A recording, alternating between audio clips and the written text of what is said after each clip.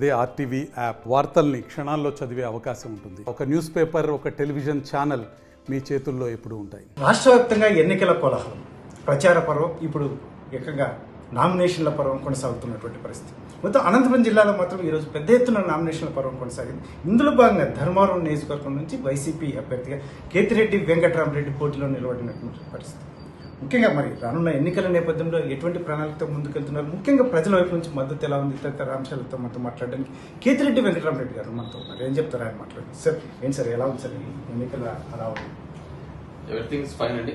ఈ 5 ఏళ్లలో చేసిన సంక్షేమం, అభివృద్ధి గురించి చేస్తూ, ముఖ్యంగా కేతిరెడ్డి అంటే ధర్మవరం అంటే కేతిరెడ్డి అనే స్థాయికి జనజీవనంలో కలిసిపోతూ గత 18 సంవత్సరాలు నా రాజకీయ జీవితంలో అనునిత్యం జనంతో ఉంటూ జనం సమస్యలు వాటివన్నీ క్లియర్ చేసుకుంటూ వెళ్తున్న నా ప్రస్థానంలో ఎన్నో అభివృద్ధి కార్యక్రమాలు, సంక్షేమ కార్యక్రమాలు నేరుగా అవినీతి రహితంగా జరుగుతున్న సందర్భాన్ని ప్రజలందరికీ గుర్తు చేస్తూ ఖచ్చితంగా మళ్ళీ అలాంటి సంక్షేమం, అభివృద్ధి జరగాలంటే మళ్ళీ 2024లో కూడా వైసీపీకే మద్దతు కావాలని చెప్పేసి కోరుకుంటూ జనం దగ్గరికి వెళ్ళడం జరుగుతుంది. సార్ ముఖ్యంగా కూటమి వార్షకు వచ్చేటప్పటికీ అభ్యర్థులు చాలా మంది పేర్లు మారినప్పటికీ చివరిగా సత్యకుమార్ అనే వ్యక్తి ఇక్కడ పోటీలో నిలిచినటువంటి పరిస్థితి. దీన్ని ఎలా చూస్తారు సార్? ముఖ్యంగా ఎందుకంటే సత్యకుమార్ చాలా మటుకు ఇక్కడ ప్రాంత పరిస్థితి తెలియవు అని చెప్పేసి వైసీపీలోనే ఒకవైపు చెప్తున్నటువంటి నేపథ్యంలో ఒక ఎమ్మెల్యేగా మీరు ఏం చెప్తారు? సత్యకుమార్ కంటే ముందే కూడా చాలా మంది వచ్చినారండి. ఉదాహరణకు చూసుకుంటే సూరి, శ్రీరామ్, జనసేన, ఇప్పుడు 4వ అతను, వీళ్ళందరూ కూడా కేతిరెడ్డి ముందర సరితూగలేదు. సర్వేస్ కానీ ఇంకేవి కానీ సరిగ్గా రాలేదు అనమాట. సరిగ్గా రాలేదు కాబట్టి ఉద్దేశంతోనే సత్యకుమార్ అనే వ్యక్తిని, ఓడిపోయే సీటుని చంద్రబాబు ఆ వ్యక్తికి ఇవ్వడం జరిగింది. ఎందుకు చెప్తున్నానంటే సత్యకుమార్కి ధర్మవరానికి ఎటువంటి లింక్ లేదు. ఇక్కడ వ్యక్తి కాదు, ఇక్కడ పనిచేసిన వ్యక్తి కాదు, ఏమీ లేదు. ఆయన హిందూపూర్ ఎంపీ టికెట్ ఆశించిన మాట వాస్తవం, అదందరికీ తెలిసిన విషయమే. పోయిందా? సత్యకుమార్ అనే వ్యక్తి ఇక్కడ ఎంపీ టికెట్ ఆశించిన మాట వాస్తవమే, మనందరికీ తెలిసిన విషయమే. అది వాళ్ళ సమీకరణలో భాగంగా, అంటే వాళ్ళకున్న కుమ్ములాటలో భాగంగా పురంధేశ్వరిని ఆమె పైకి పోతే ఎన్డీఏలో మంత్రి పదవి వస్తుందనో ఇంకోటని ఏ సీనియర్ని కూడా రానికుండా వాళ్ళు ఏదో అంతర్గతంగా జరిగిన కుమ్ములాటల్లో భాగంగా ఆయనకు ధర్మవరం ఇచ్చినారు. సో ఆయనకు ధర్మవరం మీద, ప్రాంతం మీద మోజు కానీ, ఇక్కడ వ్యక్తులతో సంబంధాలు కానీ, అనుసంబంధాలు కానీ లేవు. సో ఏదో చాయిస్ లేక ఇక్కడికి వచ్చిన అనమాట. దానికి వేరేది ఇంకా అవకాశం లేక ధర్మవరం రావాలనేది అతని ఉద్దేశం కాదు. సో వచ్చినాడు కాబట్టి ఇప్పటికే గతంలో ఉన్న వాళ్ళందరికీ సర్వేలు సరిగ్గా లేవని ఉద్దేశంతో ఎట్లా ఓడిపోతున్నాం ఎందుకు అని చెప్పేసి ఓడిపోయే సీట్లు మీరు బాగా చూసుకోండి. బీజేపీకి ఇచ్చిన సీట్లు అన్నీ ఓడిపోయే సీట్లే. సో ఓడిపోయే సీట్లు ఇవ్వడం జరిగింది. సో అంతకు మించి సత్యకు ఇక్కడ నేను పెద్దగా చూడాల్సిన అవసరమూ లేదు, ఏమీ లేదు. ఎందుకంటే ఈ ప్రాంతానికి సంబంధమే లేదు.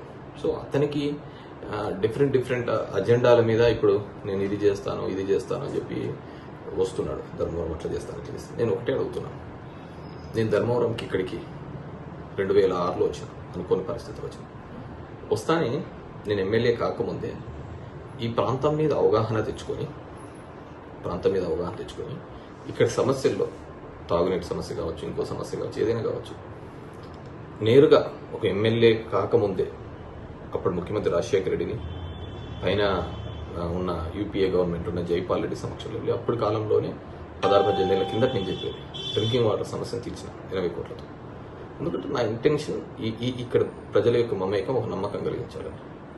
ఇప్పుడు వస్తున్నాడు ఆయన, ఇప్పుడు వచ్చింది. అదే ఇతనికి ఈ ప్రాంతం మీద మోజు ఉంటే, ఇంకోటి ఈరోజు నేను అవి చేస్తానని చెప్పేవాడు, ఆ రోజులోనే వచ్చింటే కదా ఖచ్చితంగా ఉండేది. ఒక 1 ఇయర్ బ్యాక్ వచ్చి కేంద్రం నుంచి ఏదో తెస్తానన్నట్టు కూడా తెచ్చి ఒక నమ్మకాన్ని తెచ్చుకుంటే, అరే సత్యకుమార్ కూడా ఏదో చేయగలని ఉంది ఈ ప్రాంతానికి నమ్మచ్చు. ఇప్పుడు అంతా మామూలుగా ఇదేంటంటే పొలిటికల్ సీజన్. ఎట్లా అంటే మామూలుగా మనమందరం కూడా ఒక మాల వేస్తా అంటాం, ఒక మండలం అని 40 రోజులు మాల అయిపోతానే తీసి పక్కన పెట్టేసి మళ్ళీ యథాపథ స్థితిలోకి వెళ్తూ ఉంటాం. ఇది కూడా అంతే. 40 రోజులకి ఇతను చేసిన ఒక ప్రోగ్రామ్.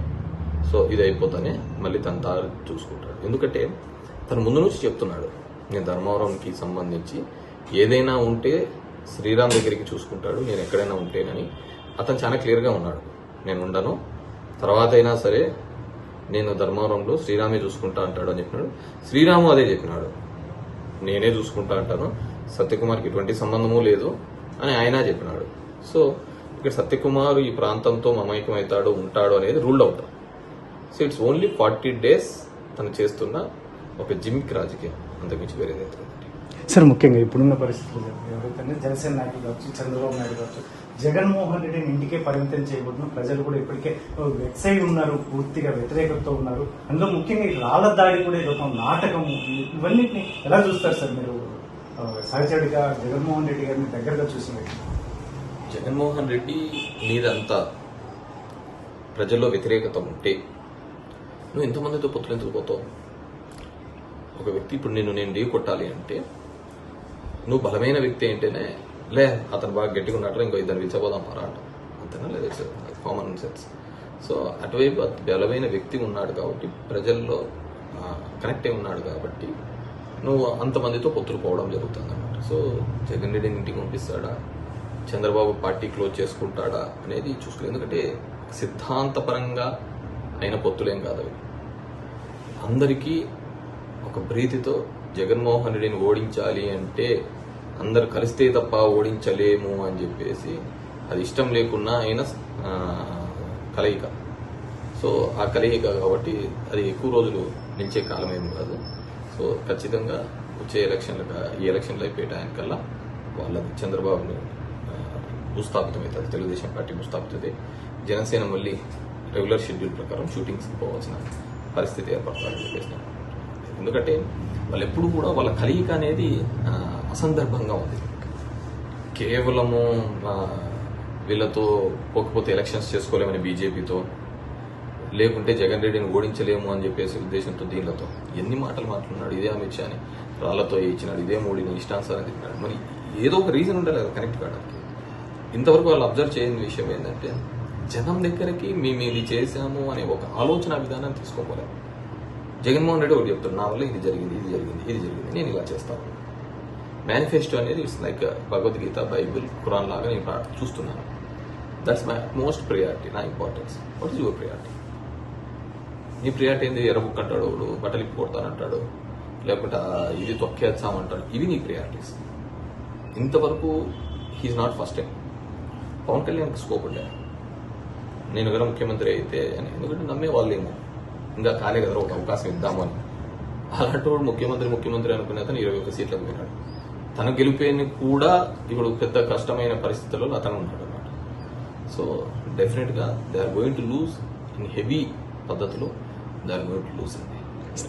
సార్, ఫైనల్ గా ఇప్పుడున్న పరిస్థితుల్లో ఎస్పెషల్లీ రాష్ట్ర వ్యాప్తంగా ఎన్ని సీట్ల అంచనాతో ముందుకు వెళ్ళి గెలవబోతున్నారు? ముఖ్యంగా అనంతపురం జిల్లా వ్యాప్తంగా కూడా ఎలా ఉండబోతుంది? పోయినసారి కంటే మెరుగ్గానే ఉండబోతుందండి.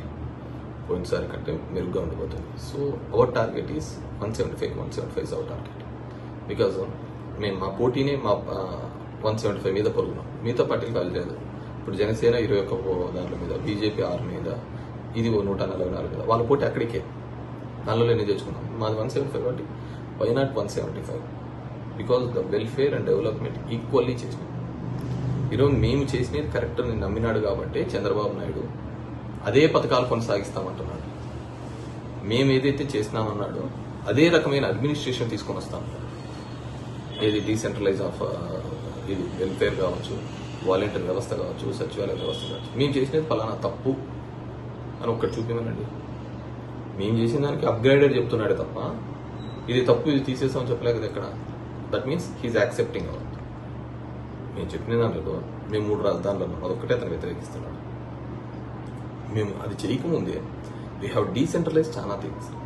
అంటే ఒక 50 ఇళ్లకు ఒక వాలంటీర్ దగ్గర నుంచి మొదలు పెడితే 2000 ఇళ్లకు సంబంధించి ఒక సచివాలయం తీసుకొని వస్తే, పార్లమెంటుకు సంబంధించి ఒక జిల్లాను తీసుకొని వస్తే, రాష్ట్ర వ్యాప్తంగా ఈ అసమానతలు తొలగించాలని ఒక 3 రాజధానులను తీసుకొని వస్తే, అంటే ఒక చోట కాదు, ఒక 3 రాజధానులు అనే చోటతో మేము ఇది చేయలేదు. గ్రౌండ్ లెవెల్ నుంచి ఆ డీసెంట్రలైజ్ పరిపాలన వికేంద్రీకరణ చేసాం. అవినీతి లేకుండా ఈరోజు 2.7 లక్షల కోట్లు నేరుగా అందిందంటే ఎక్కడే కానీ ఒక రూపాయి అవినీతి జరిగిందనే ఆరోపణ రాలేదు. అలా రాలేదు కాబట్టి గతంలో ఇదే వాలంటీర్ వ్యవస్థ గోనె సంచులు మోస్తాడనే వ్యవస్థ, ఇదే వాలంటీర్ వ్యవస్థ మగవాళ్ళు లేనప్పుడు ఇల్లు తలుపులు తడతాడనే వ్యవస్థ, చెడుగా మాట్లాడిన వ్యవస్థను కూడా ఈరోజు నేను కూడా అదే కొనసాగిస్తాను, 5కు 10 చేస్తానని చెప్పి చెప్తున్నాను. So he lost his mind. So ఎప్పుడైతే జగన్మోహన్ రెడ్డి ట్రాప్లో పడి అవే చేస్తున్నాను అంటే దట్ ఈస్ సక్సెస్ఫుల్. నువ్వేం చేస్తావు? ఇప్పుడు గతంలో జరిగిన పరిపాలనకు విభిన్నంగా చేసినాడు జగన్మోహన్ రెడ్డి. సచివాలయం కావచ్చు, వాలంటీర్ కావచ్చు, ఈ వ్యవస్థను తీసుకొచ్చి విభిన్నమైన పరిపాలన చేయడం జరిగింది. సో ఆ విధంగా ఎప్పుడో ఎన్టీ రామారావు ఒక మండల వ్యవస్థ తీసుకొని వచ్చినాడు. తర్వాత నువ్వు ఎప్పుడూ అడ్మినిస్ట్రేషన్ చేయలేదు కదా. నీ కాలంలో అసలు లాండ్ ఆర్డర్ లేదు కదా. నీ మీదే బాంబులు పెట్టి, నీ కిందనే బాంబులు పెట్టి నీ హోమ్ మినిస్టర్ చంపుకుంటేవి. మొన్నయ్యా ఒక మంత్రి పదవి సరుకులేదు, నీ లాండ్ ఆర్డర్ ఏముంది? సో ఇంకా ఎప్పుడు ఒక 2 పేపర్లు 2 మీడియా ఛానళ్ళు దాని ద్వారానే చూపించిన కథనాలతో బతికేయాలనుకునే కాలం మీద there are n number of counterparts వచ్చినాయి. నువ్వు ఇది మాట్లాడితే ఇది నిజం, ఇది అబద్ధం చెప్పే కాలాలు వచ్చినాయి. So it's definitely YSR Congress party ground లెవెల్లో జనంతో ఉంది. ఇది జనంతో ఉంది, అది జెండాల దగ్గరే అయిపోయింది. That's a lot of difference. జెండాలు కలిస్తే ఓట్లు వస్తాయనుకుంటున్నారు, కానీ జనానికి వేస్తే వస్తాయి, జనాలు కుర్చీ ఇవ్వాలి అనే బాధ్యతగానే వీళ్ళు ఆలోచించలేకపోతున్నారు. 4 జెండాలు కలిస్తే వస్తాయనుకుంటున్నారు, విచ్ ఇస్ రాంగ్. రాజకీయాలు ఎప్పుడు 1+1 2 కానే కాదు. అది చాలా తప్పు. ఈ జెండా కలిస్తే ఈ పార్టీ క్యాడర్ కలుస్తుంది, అబద్ధం. భావజాలాలు ఇంపార్టెంట్. నీ భావజాలం నా భావజాలం అట్లా అనుకుంటే కాంగ్రెస్ బీజేపీ 2 కలవమనండి, ఇంకెవడేగాని ఉండడు కదా. ప్రజలు ఊరుకుంటారా? తీసి పక్కన పెడతారు. సో ఎంతో పెద్ద వాళ్ళనే ఇసిరేసినారు. ఇట్స్ బ్యూటీ ఆఫ్ డెమోక్రసీ అనమాట. సో మనం ఏం చేసాం, ఏం చేయబోతున్నాం అని చెప్పకపోగా ఈ విధంగా కులం మతం అనే రాజకీయాలు చేసుకుంటూ పోతుంటే ఖచ్చితంగా అది ఎగ్జిస్టెన్స్ అవుతుంది.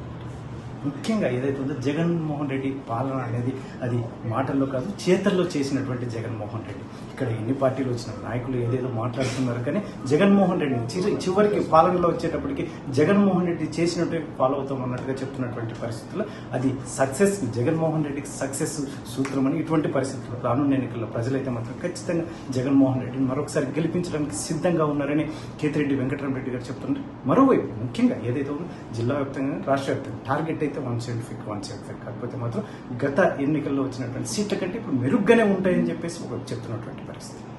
కెమెరా పర్సన్ సుధాకర్, చెల్లాకెనాడు, RTV అనంతపురం. మరిన్ని వీడియోస్ కోసం ఛానల్ ని సబ్స్క్రైబ్ చేయండి, లేటెస్ట్ అప్డేట్స్ కోసం వాట్సాప్ ఛానల్ ని ఫాలో చేయండి అండ్ లింక్ డిస్క్రిప్షన్ లో ఉంది.